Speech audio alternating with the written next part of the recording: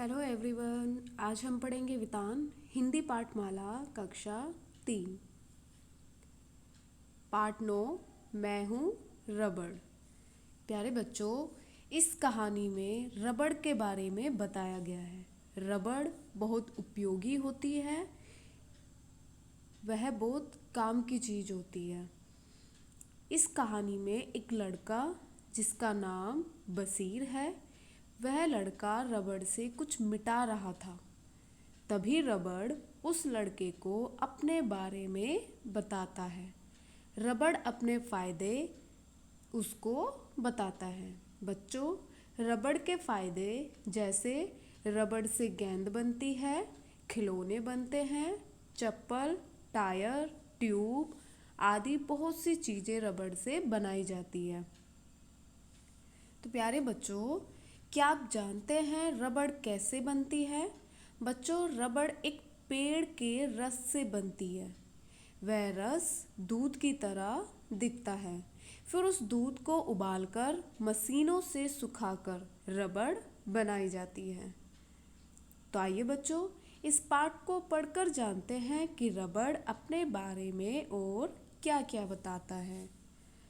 इस पाठ में रबड़ अपने बारे में हमें बता रहा है, वह कहाँ से प्राप्त होता है, उससे क्या क्या बनता है, पढ़कर ही जाने। तो बच्चों, जैसे मैंने आपको पहले बताया, रबड़ कहाँ से प्राप्त होता है? पेड़ के रस से। एक पेड़ होता है जिसके रस से रबड़ बनती है। और रबड़ से क्या क्या बनता है? जैसे गेंद हो गई, खिलौने हो गए, चप्पल, टायर, ट्यूब, बहुत सी चीज़ें हैं जो रबड़ से बनाई जाती हैं। तो आइए पढ़कर जानते हैं। बसीर चित्र बना रहा था, कभी कुछ बनाता, कभी मिटाता। तभी उसे एक आवाज़ सुनाई पड़ी। तो प्यारे बच्चों, इस कहानी में एक लड़का है जिसका नाम क्या है? बसीर।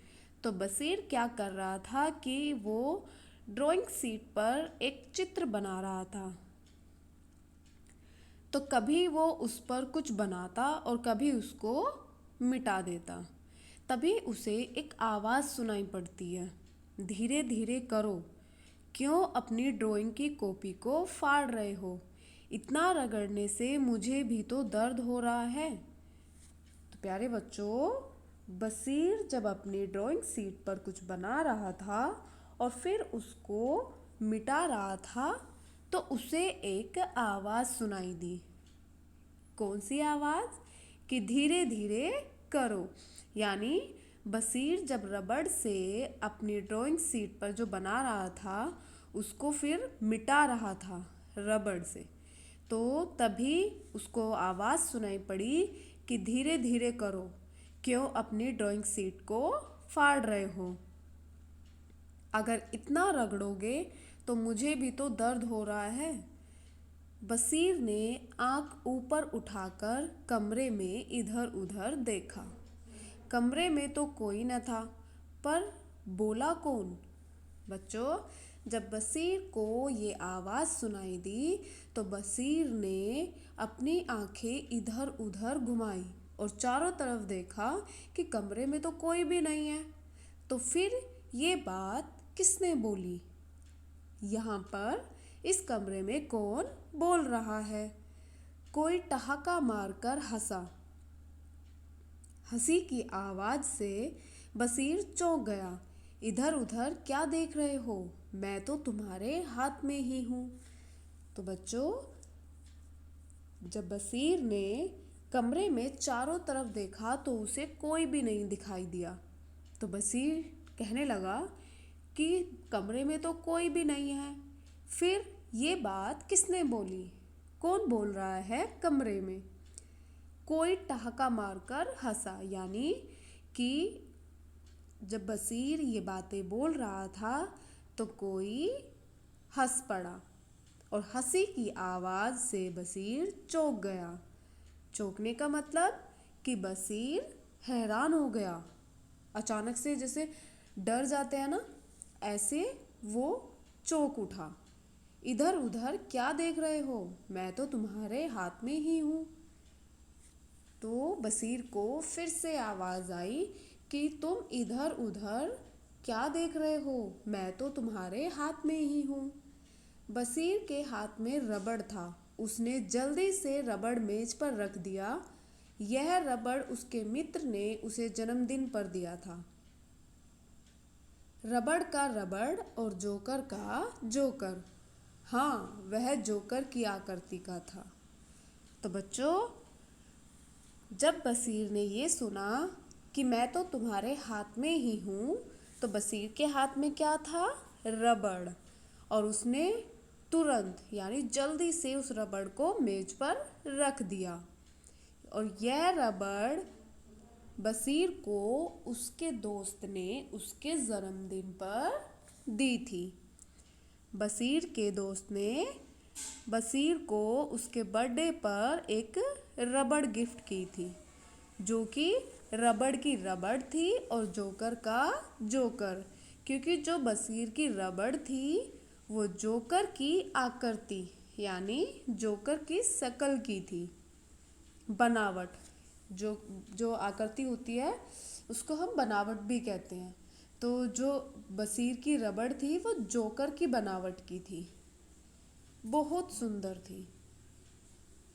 बसीर को यह उपहार सबसे अच्छा लगा था। और यह जोकर तो बोलता भी है। बसीर बोला, जोकर साहब आप। बसीर को उसके जन्मदिन पर जितने भी उपहार मिले यानी जितने भी तोहफे मिले, उपहार का मतलब क्या होता है? तोहफा, गिफ्ट। तो उसको जितने भी तोहफे मिले उसमें सबसे अच्छी जोकर वाली रबड़ लगी। और यह जोकर तो बातें भी करता है। बसीर ने कहा, जोकर साहब आप। रबड़ बात काटते हुए बोला, मैं कोई जोकर नहीं हूँ, मैं तो रबड़ हूँ, रबड़। मैं तुम्हारे काम की चीज हूँ।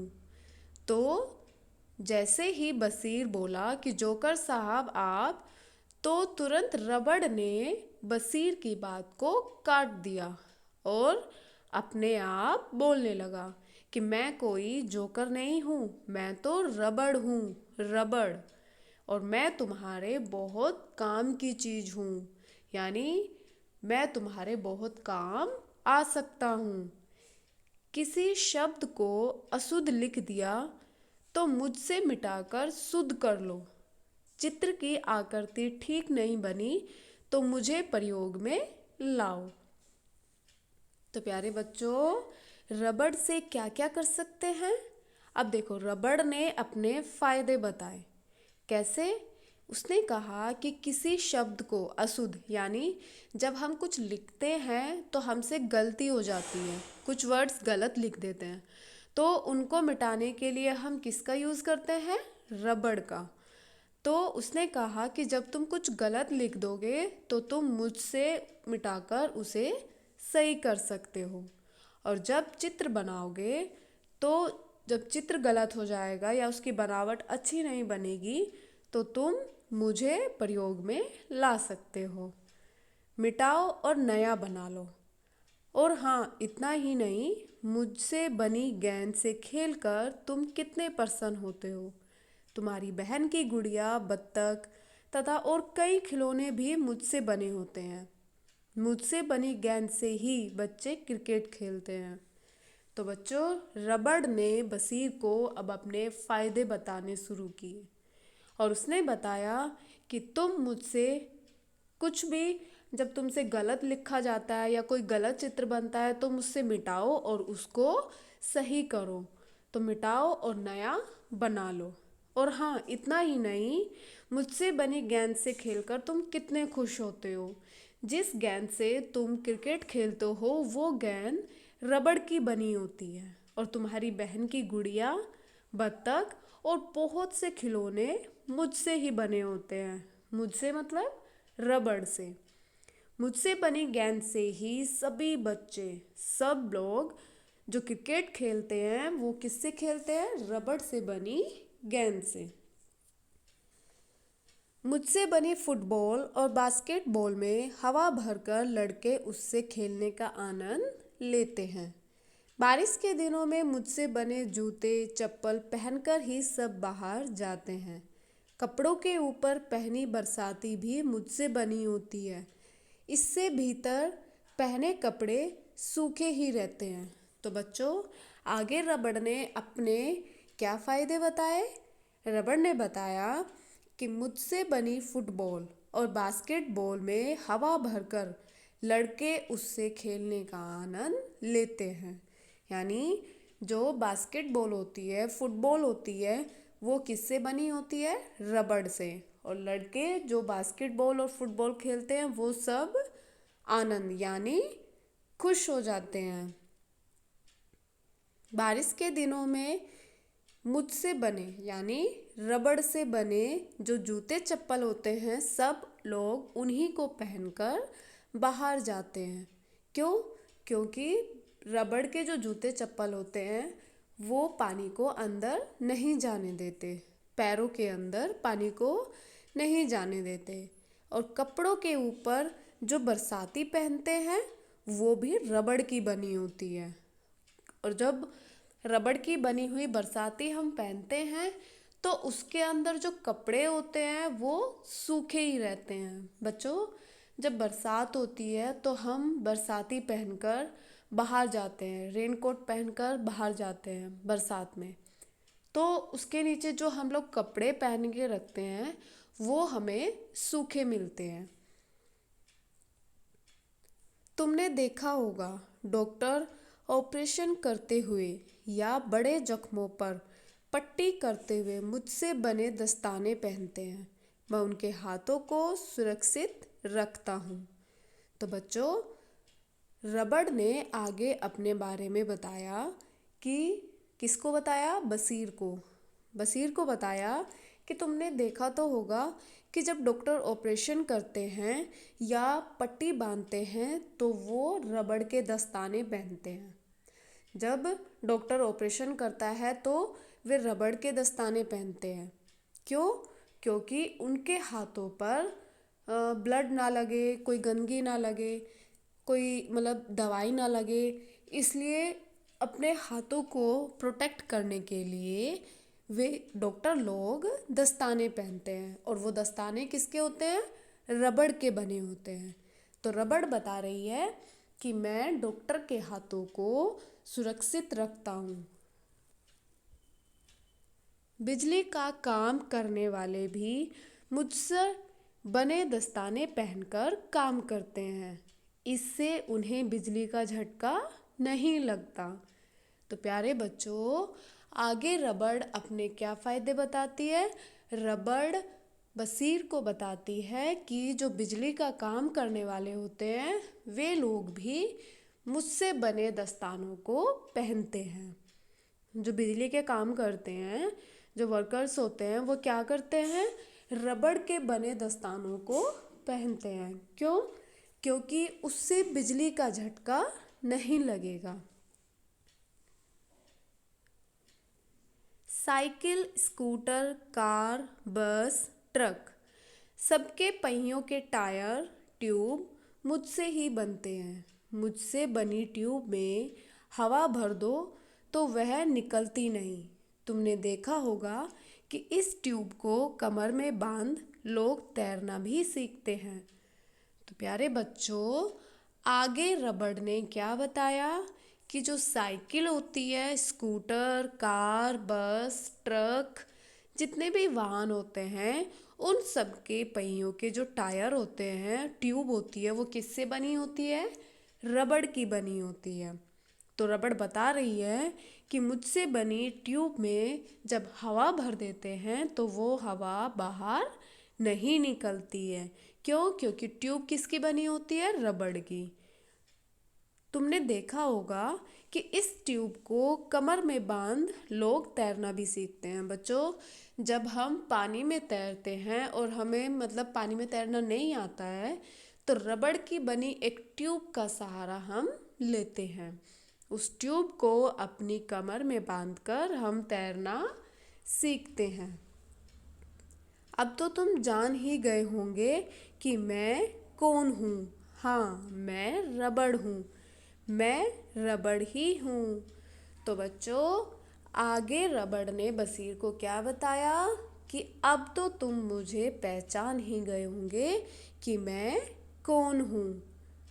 हाँ, मैं हूँ रबड़। मैं रबड़ ही हूँ। क्या तुम जानते हो मुझे यह रूप कैसे मिलता है? वास्तव में मैं एक पेड़ के रस से बनता हूँ। बच्चों, रबड़ ने कहा कि क्या तुम जानते हो कि मुझे यह रूप कैसे मिला, यानी रबड़ का रूप कैसे मिला? हकीकत तो यह है कि मैं एक पेड़ के रस से बनता हूँ। प्यारे बच्चों, जैसे मैंने आपको स्टार्टिंग में बताया है कि रबड़ पेड़ के एक रस से बनता है, और वो रस कैसा होता है? जैसे दूध होता है। यह रस दूध की तरह होता है। पेड़ के तने में पहले छोटे छोटे छेद कर दिए जाते हैं। छेदों के नीचे टीन की छोटी छोटी बाल्टियां लटका दी जाती है। छेदों में से दूध निकलता है, उसे बाल्टियों में इकट्ठा कर लिया जाता है। एक पेड़ से लगभग 3 लीटर दूध निकल आता है। इस दूध को पानी में डालकर उबाला जाता है और मशीनों से इसे सुखाकर रबड़ बनाई जाती है। तो प्यारे बच्चों, क्या आप जानते हो कि रबड़ को यह रूप कैसे मिला? कैसे? पेड़ के एक पेड़ होता है जिसके रस से रबड़ बनाई जाती है, और वो रस दिखने में कैसा होता है? दूध के जैसा। तो पेड़ का जो तना होता है उसमें छोटे छोटे छेद कर दिए जाते हैं, और उन्हीं छेदों से वो रस निकाला जाता है। और उन छेदों के नीचे टीन की छोटी छोटी बाल्टियाँ, बकेट लगा दी जाती है, और वो सारा रस उन छेदों से निकलकर बाल्टियों में भर दिया जाता है, यानी वो बाल्टियाँ भर जाती हैं। तो बच्चों, एक पेड़ से लगभग 3 लीटर दूध निकल जाता है, और बाद में इस दूध को पानी में डालकर उबाला जाता है। बाद में क्या करते हैं कि दूध को जो पेड़ से निकलता है उसे पानी में डालकर उबालते हैं, और उसके बाद मशीनों से इस दूध को सुखाया जाता है, और उसके बाद मशीनों में अलग अलग आकार देकर इसको रबड़ का रूप दिया जाता है। तो प्यारे बच्चों, आज हमने इस पाठ में क्या पढ़ा? रबड़ के बारे में, कि रबड़ कैसे बनाई जाती है और रबड़ के क्या क्या फ़ायदे होते हैं। बच्चों, रबड़ के फ़ायदे तो बहुत सारे होते हैं, और रबड़ हमारे बहुत काम की चीज़ होती है। हम सब जानते हैं कि हमारे दैनिक कार्य में जो बहुत सी चीज़ें होती हैं जो रबड़ की बनी होती है, और हम उनका यूज़ करते हैं। जैसे आप लोग गेंद खेलते हो, वो भी रबड़ की होती है। आप लोगों के पास जो रेज़र होती है, जिससे कुछ गलत हो जाए तो आप लोग उससे मिटा सकते हो। आपके दस्ताने, वो भी रबड़ के होते हैं। आपके जूते, वो भी रबड़ के होते हैं। तो बच्चों, रबड़ हमारे बहुत काम की चीज़ होती है। आज हमने इस पाठ में रबड़ के बारे में पढ़ा कि रबड़ कैसे बनती है और कैसे बनाई जाती है। तो बच्चों, आज हमने क्या सीखा कि रबड़ एक पेड़ के रस से बनता है। उस पेड़ से उस रस को निकाला जाता है, और वो रस कैसा होता है दिखने में? दूध के जैसा। और फिर उसके बाद उसको पानी में उबालकर मशीनों से सुखाकर रबड़ बनाई जाती है। धन्यवाद।